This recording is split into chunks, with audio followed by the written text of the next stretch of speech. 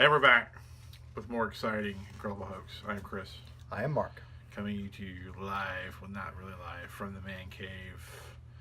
Today's topic: Pro Football Hall of Fame 2017 class. And this is the year the Hall of Fame becomes valid again to me.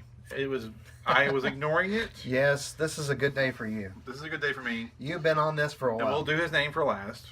Morten Andersen. Okay, to be continued. Morten Andersen, kicker. Man, kicked forever. Yep, was part of the Saints for a long time. Was a Falcon too, right? Yep. Yep. Kenny Easley, safety, Oakland Rams. I believed it was Seahawks. Oh, okay, Seahawks. I think. Jerry Jones, whose name needs no embellishment.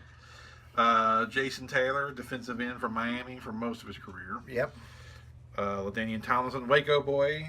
Yeah. LT, LaDainian Tomlinson. University High School. That's right. Long-time Charger, short-time Jet, but most of his heyday was with the Chargers. If it hadn't been for Mr. Brady and Manning, he'd probably have a ring with Breeze and Rivers. With either Breeze or Rivers, he would have a ring. But yeah, was one of the top hybrid running backs of all time, right there with Marshall Faulk. Oh yeah, them two, man, fantastic. And then last but not least, Kurt Warner. We'll get to the other name that's even more last but not least. Kurt Warner. Kurt Warner, even though I hate his guts because he beat my Titans in the Super Bowl, is worth note because he took two historically bad franchises to the Super Bowl. Right. And that alone should get you in the Hall of Fame. Right. I respect how good he is. I still hate his fucking guts. And who else on the list?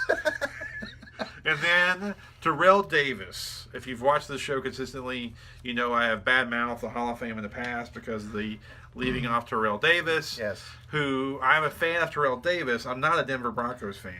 The reason I'm a Terrell Davis fan is because he is the one who broke the AFC drought of Super Bowls. Yeah. It was on his back that the AFC finally conquered and beat the Packers. John Elway does not win 2 Super Bowls without Terrell Davis. Period. Any other argument is ridiculous. Right. It was the AFC. The AFC should all go around and like shake his hand with like the 2-hand clasp. Yeah. And say their thank yous to him. So Terrell Davis, a mega congratulations from me. So take away your thoughts on the Hall of Fame. Well, I'll start with Terrell Davis. For 5 years, for 5 seasons, he was so dominant as a running back. He was really unstoppable. You wouldn't have had those back-to-back Super Bowls, Denver, if it was not for Terrell Davis. And Elway at that point was kind of just a game manager at that point. Still had the competitive fire, but he needed some help. And he finally got it in the form of Terrell Davis, and the man was absolutely a beast.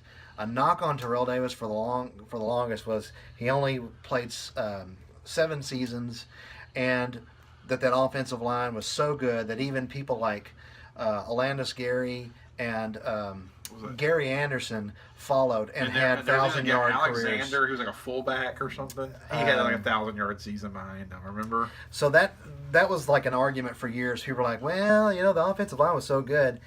Clearly, anybody can run 1,000 yards." And then I thought that was so unfair. They didn't win 2 Super Bowls. Yeah. They didn't get a league MVP. They didn't break 2,000 yards rushing. Yeah. I was like, well, you don't remember Terrell Davis playing because he was clearly more dominant than any of those other guys I just named. He was special. And Kurt Warner, I thought he kind of has that Cinderella story, rags to riches. And then a lot of people say, well, but he had that mid-career slump. I'm like, yeah, but in a way, that's kind of like... It's part of the greatness. That was part of the unique part of his story. Is he had the rags to riches, and then he falls, but he has a comeback, and he takes Arizona to the Super Bowl. And if it wasn't for that, just before halftime, 100-yard return by James Harrison, I believe, for the Steelers, I think they would have won that game. But it's another story. So Kurt Warner, I thought, was deserving. Of course, LaDainian Tomlinson, awesome. One of the great hybrid running backs of all time. And let's see, Jason Taylor, deserving. Morten Andersen, of course. One of the few kickers you could say that about. Kenny Easley's before our time, but let's see, who did we leave off? Jerry Jones. And Jerry Jones, of course. And we mentioned the other day, I think he's very deserving as an owner, and the business end that he brought, the business model. He changed the way the NFL does their business, and that's why he belongs there. I would not have put him in as GM, and to me, in my mind, that's why that's what we're honoring him for as an owner. General manager, no. Jimmy Johnson built the Super Bowl winning teams, and they'll never convince me otherwise. Jimmy Johnson did that, but as an owner, he deserves enormous props. Jerry Jones is an absolute innovator, and sometimes when you think outside the box, you miss a lot, and he's had some grandiose misses. But that doesn't take away 3 Super Bowls in 4 years.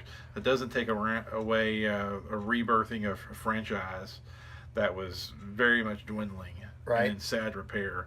So for all the strikeouts, he's got a bunch of home runs. So I think he's easily deserving. He has shown more passion for the game than most owners. Yeah. He's been his own undoing at times. Yep. But honestly, I don't know. The Cowboys fans probably don't appreciate him enough because the man will spend to get talent. He's a little too loyal to the wrong people sometimes. Right. But he wants them to win. If he could spend a fortune, if there was no salary cap, the Cowboys would have 20 Super Bowls. Because he would spend the money every year to buy the top talent. He would be the Yankees. If there was no salary cap, he would be the Yankees. Yeah, absolutely. If it was no cap, you'd have Daniel Snyder of the Redskins and Jerry Jones, the Cowboys, every year buying the best players. Right. And I understand that's one of the reasons why they have a salary cap. But it is frustrating if you're a fan of those two teams. The Redskins haven't been to a Super Bowl since '91. And then, which is longer than the Cowboys, and we've been waiting since January '96, I think. So big drought. Well, I can tell you, being a fan of a team who's had a really weird owner, Bud Adams of the Oilers / Titans, I would have took Jerry Jones over Bud Adams any day and twice on Sunday. I mean, I'm telling you. Same here. Because at least I know exactly where Jerry Jones's allegiance is. For all his faults, I know exactly whose team he's on. Yeah. I can't say that about Bud Adams. I can't say that about a lot of owners. But at the end of the day, Jerry Jones is going to do his best for the Dallas Cowboys. He's going to strike out big, and he has. Right. But there's no question of his allegiance and his commitment to trying to do the best. Mm-hmm. He just sometimes gets his own way. Well, this is going to be an interesting ceremony in August because it's a lot of these candidates are people who are very famous. They're very popular. And a lot of times with a Hall of Fame inductee list, you've got maybe 1 or 2 that are popular, and the rest are like, to the average fan, That's a good group. The fair weather fan, they don't know who they are. This one, a lot of people are going to know who they are. At least 4 or 5 of them. I mean, Kenny Easley. I mean, just before my relevant time, all these are people that we've been fans of or watched here in the last 20 years. Yeah. So we're very intimately familiar with all these guys' careers. So it'll be a good one. It'll be a good one. Like I said, Kurt Warner is kind of like it's like Jim Kelly of the Bills. I hate the guy, but I can't. I know he's good. Yeah. He's great. He but was I a great still player. hate the guy. Yeah. So Terry Bradshaw. I mean, I was a little kid. I don't remember Terry Bradshaw, but I hate Terry Bradshaw. But he still was great. Yeah. You know what I mean? Yeah. So I could hate you and still acknowledge that you were awesome. Yeah, it would have been nice to at least win one of those against the Steelers. Oh, I know, man. But that's an old wound. I can't even watch the Super Bowl highlights of the Titans. It was on the other day before the Super Bowl. Oh yeah. I couldn't watch it. I can't watch it. Yeah, it's especially with McNair being passing. Yeah. Now that McNair's not with us anymore, I can't watch. I literally cannot watch it. Can't watch it. I get emotional just thinking about it. Yeah, it's tough. All right, that's another one. So now that Terrell Davis is in, I'm now going to be pulling my heartstrings out for Eddie George. I don't know if McNair has the stats. So I'm not gonna, that would be a long shot. Okay. But I want Eddie George in the GD Hall of Fame. All right. Eddie George.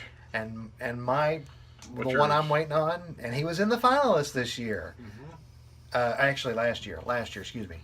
Darren Woodson. And so I want him back in the finalists. He also invented the horse collar roll. That's actually Roy Williams. Oh, Yeah, the safety, yeah. Oh, my bad. Yeah, that's the Roy Williams My rule. bad. My bad. But, the Cowboys had so many rules invented after. Oh, that. yeah. I can't remember. But them all. Darren Woodson was just an awesome. That's right. Well, he was kind of the Ronnie Lott I forgot of about his that. era. He's a great safety. Meant so much to that defense. So to me, he should be in. Yeah, safeties don't get in there very often, so we'll see. Yeah.